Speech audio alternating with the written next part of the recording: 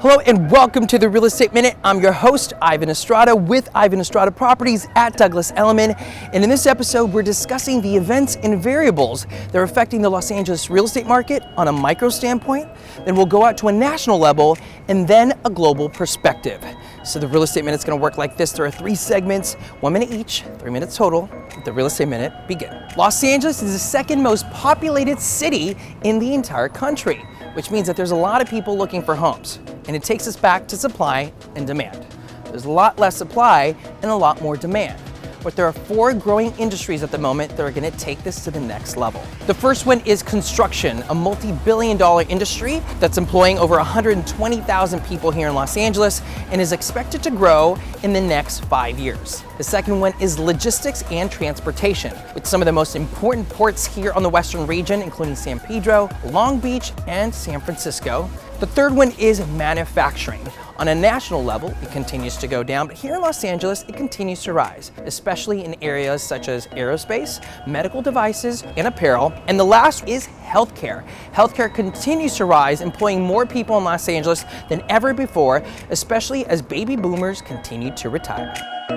The health of the national real estate economy really depends on the national economy as a whole, with key factors such as the GDP, income growth, and the unemployment rate. But there are 3 variables that will affect the real estate market in the next couple of years. The first one being the interest rate. The Federal Reserve has already said that it will continue to raise the interest rate within the next couple of months, which means that depository institutions will have to pay more money to borrow money, which will then trickle down to you, the consumer.